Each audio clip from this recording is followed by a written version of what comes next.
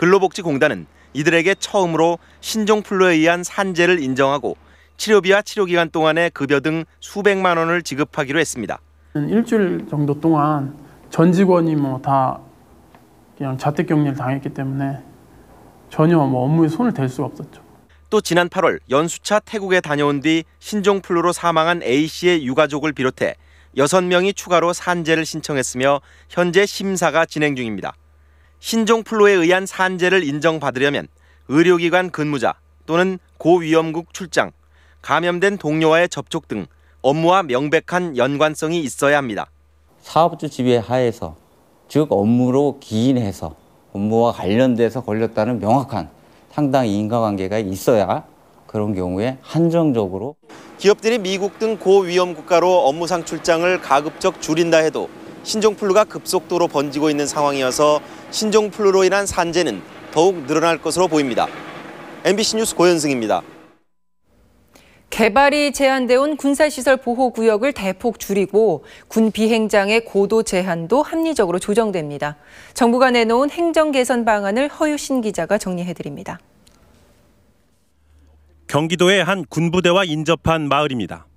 40여 년 전 부대가 들어서면서 군사시설 보호구역에 묶여 비닐하우스나 창고를 제외한 다른 시설은 지을 엄두조차 내지 못합니다.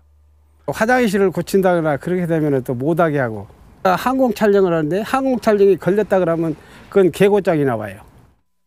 이르면 내후년부터 이런 군사시설 보호구역이 크게 줄어들 전망입니다. 작전상 불가피한 핵심 군사시설 주변이 아니면 보호구역 지정이 해제되고 탄약고 주변에 간이 야구장이나 골프장 건립도 가능해집니다. 또 군 비행장 주변의 고도 제한이 지역별로 재조정되고 부대 연병장 지하엔 민간에 개방되는 주차장 등 편의시설도 들어섭니다. 정부는 오늘 이명박 대통령이 주재한 국가경쟁력위원회에서 이 같은 내용의 행정 개선 방안을 확정 발표했습니다. 개선안에는 또 이사를 할 경우 민원인이 주민센터나 시군구청, 교육청 등을 일일이 찾지 않고 인터넷을 통해 22종의 이사 민원들을 일괄 처리하도록 하는 방안도 포함됐습니다.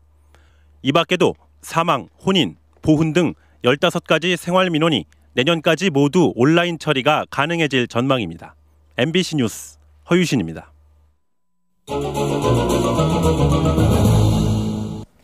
어젯밤 일본의 간몬 해협에서 한국 선전 화물선 카리타스호와 일본 자위대 호위함이 충돌한 사고로 자위대원 6명이 경상을 입고 일본 호위함은 오늘 새벽까지 불탔습니다.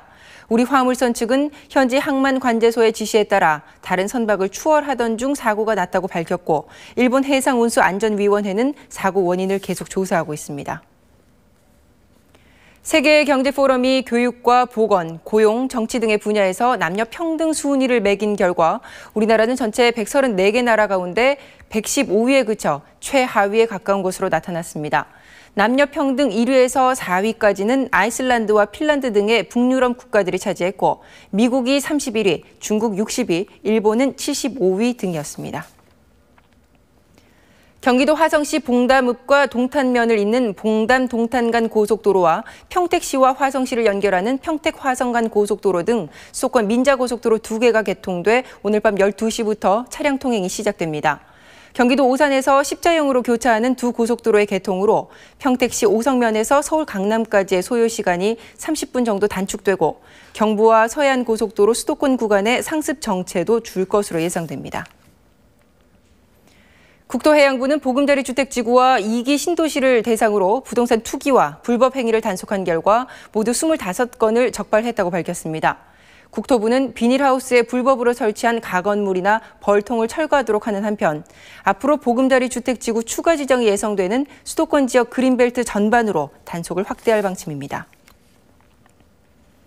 한국방송기자연합회가 주관하는 제13회 이달의 방송기자상 시상식에서 환자를 바꿔치기 하는 수법의 신종 병역 비리를 취재 보도한 MBC의 이남호, 정준희, 박주린 기자가 뉴스 부문상을 받았습니다. 이남호 기자 등은 병원 응급실에서 환자 신원을 정확하게 확인하지 않는 허점을 이용해 환자 바꿔치기로 병역을 기피하는 신종 비리 실태를 단독 보도했습니다. 북한 이탈 주민들에게 허위 진단서를 써줘 정부로부터 수억 원의 생계 보조금을 받게 하고 자신도 건강보험급여 3억여 원을 챙긴 의사가 붙잡혔습니다. 이학수 기자입니다. 서울의 한 정신과 의원에 경찰이 들이닥쳤습니다. 금고안을 열자 현금 봉투와 통장 등이 발견됩니다. 지난 2007년 10월부터 이 병원 원장 김모 씨가 허위 진단서와 처방전으로 건강보험공단에서 타낸 돈은 3억 2천만 원에 달합니다. 허위 진단서 상당수는 북한 이탈 주민들이 허위로 정부의 생계보조금을 타내는 데 쓰였습니다. 외상 후 스트레스 증후군, 우울증 등으로 6개월간 일할 수 없다는 의사의 진단서만 동사무소에 제출하면 매달 50에서 90만 원의 국고보조금을 탈 수 있기 때문입니다. 진단서를 잘 떼준다는 소문을 듣고 모여든 북한 이탈 주민들이 132명. 이들이 타간 국고보조금은 3억 7천만 원에 달했습니다. 그 병원에 가면 약도 좋고, 예? 자기들 돈 주면 진단서가 바로 나온다 했어요.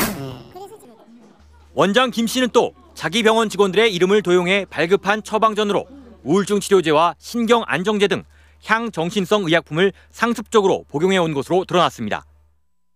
직원 명의로다가 임의로 처방전을 만들어가지고 그 상습제를 복용하고 그 근거는 저희들이 국가수에 의뢰한 결과 양성 반응으로 나왔습니다. 경찰은 김 씨에 대해 사전 구속영장을 신청하는 한편 불법으로 국고보조금을 타낸 북한 이탈 주민 132명을 불구속 입건했습니다. MBC 뉴스 이학수입니다. 네, 오늘 재보궐선거 지금 이 시각 개표 현황을 다시 알아보겠습니다. 자, 먼저 경기 수원 장안입니다. 현재 38.4% 개표가 진행됐습니다. 1위 민주당 이찬열 후보가 2위 한나라당 박찬숙 후보를 591표 차로 앞서고 있습니다. 다음은 경기 안산 상록을입니다. 65.2% 개표가 진행된 가운데 민주당 김형환 후보가 41.3%의 득표로 1위에 올라 있습니다. 2위 한나라당 송진섭 후보와는 1,728표 차입니다. 계속해서 강원 강릉 지역입니다. 지금까지 28.8% 표가 확인됐습니다. 1위는 한나라당 권성동 후보로 51.3% 득표했고 2위는 무소속 송영철 후보입니다. 충북 증평 진천 괴산 음성 보시겠습니다. 개표가 22.6% 진행됐습니다. 민주당 정봉구 후보가 51.7%의 표를 얻어 현재 1위입니다. 한나라당 정대수 후보가 4천여 표 차로 뒤를 쫓고 있습니다. 자, 마지막은 경남 양산입니다. 현재 17.6% 개표가 진행됐습니다. 1위는 한나라당 박희태 후보, 2위는 민주당 송인배 후보입니다. 자, 그럼 끝으로 전국의 판세를 보시겠습니다. 민주당이 수원 장안과 안산 상록을 그리고 충북 4개군 3곳에서 1위에 올라 있고 한나라당이 강원 강릉과 경남 양산 2곳에서 우세합니다.